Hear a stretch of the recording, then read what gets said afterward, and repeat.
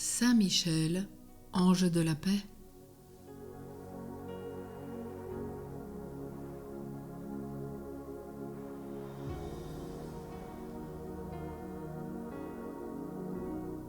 Saint Michel est invoqué sous le nom d'ange de la paix. L'Église, dans son office, fait cette prière. Que Saint Michel, ange de la paix, descende des sommets du ciel jusque dans nos demeures pour faire régner une paix parmi nous et reléguer en enfer les guerres qui font couler tant de larmes. C'est au cœur de l'office des laudes. La paix, c'est le grand besoin des individus et des sociétés. Longtemps, l'humanité chercha la paix sans pouvoir la trouver.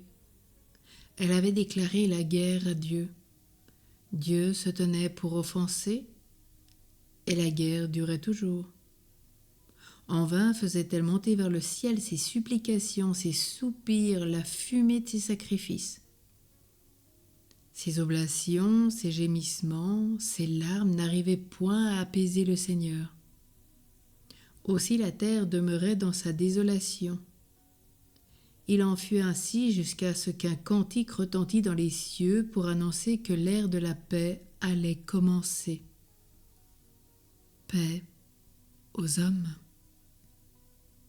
Le ciel a donné la paix à la terre et cependant ils sont nombreux les hommes qui n'ont pas la paix.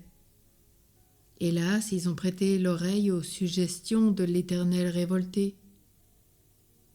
Or il est écrit dans le livre de Job au chapitre 9, verset 4, « Qui a résisté à Dieu a pu garder la paix. »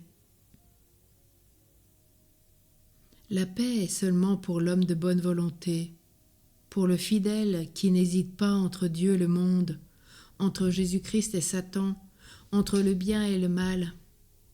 Elle est pour le vaillant qui se fait une loi de la volonté divine, pour l'intrépide qui lutte contre ses passions, qui impose silence aux convoitises des sens.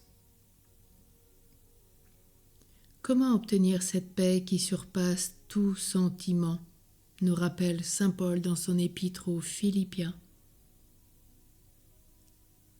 Véritable avant-goût du bonheur du ciel.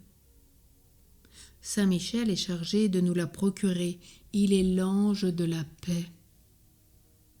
Dans la nuit glorieuse de la Nativité, il annonça solennellement à la terre et il aide merveilleusement les âmes à la conquérir. À cette paix, il y a des obstacles, les tentations. Voilà pourquoi dans notre lutte intime, il faut nous tourner vers Saint Michel.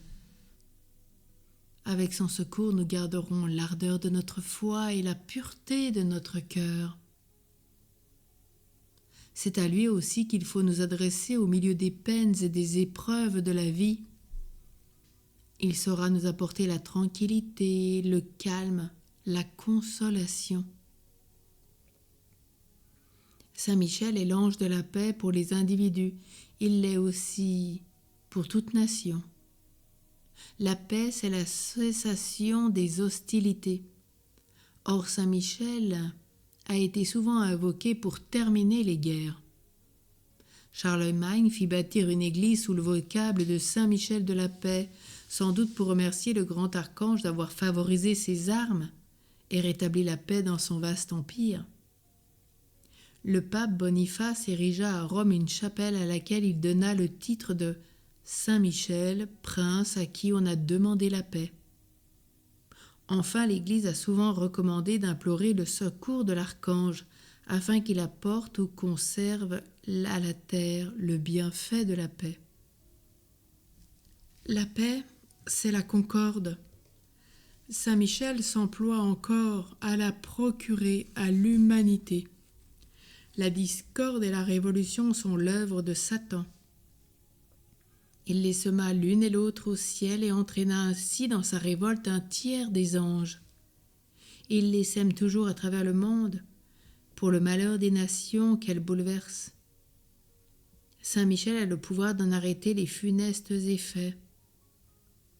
Si de nouveau la révolution agite la société et la menace, si Saint Michel paraît indifférent devant les audacieuses entreprises de Satan, c'est que nous méritons les châtiments du ciel.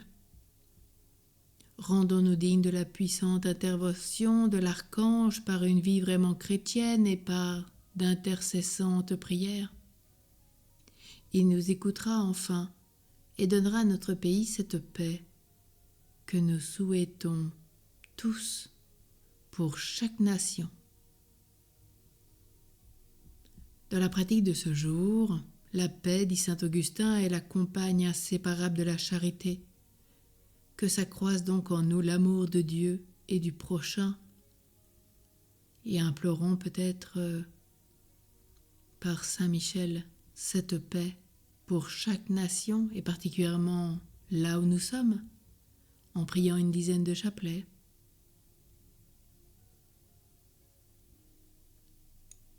Dans l'histoire de ce jour, la Fronde fut une époque de trouble pour la France. Dans le pressant danger que courait le pays, la régente Anne d'Autriche n'oublia rien pour apaiser le ciel et rétablir l'ordre dans son royaume.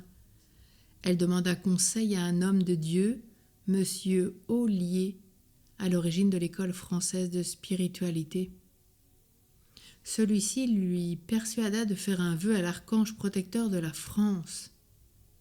Elle promit de faire ériger un autel sous le titre de Saint-Michel et des Saints-Anges et d'y faire célébrer solennellement tous les premiers mardis du mois le très saint sacrifice de la messe, afin d'obtenir la paix de l'Église et de l'État.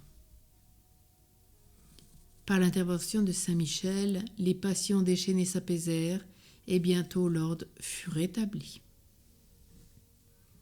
Prions. Ô Prince de la paix, regardez avec bienveillance ce pays qui vous est confié et apportez-lui la paix et la concorde. Secourez les peuples chrétiens et reléguez en enfer les guerres qui font couler tant de larmes. Descendez des sommets du ciel jusque dans nos demeures pour faire régner la paix parmi nous. Qu'il en soit ainsi. Et aujourd'hui, reprions tous ensemble le petit exorcisme de Léon XIII. Saint Michel Archange, défends-nous dans le combat, sois notre secours contre la méchanceté et les embûches du démon. Nous le demandons en suppliant que Dieu lui commande. Et toi, chef de l'armée du ciel, par la force de Dieu, repousse en enfer Satan et les autres esprits mauvais qui rôdent dans le monde pour perdre les âmes. Amen. Saint Michel Archange, ta lumière, éclaire-nous. Saint Michel Archange, tes ailes, protège-nous. Saint Michel Archange, ton épée, défends-nous de tout mal et du péché. Amen. À demain pour une autre méditation. Courage, tenons bon.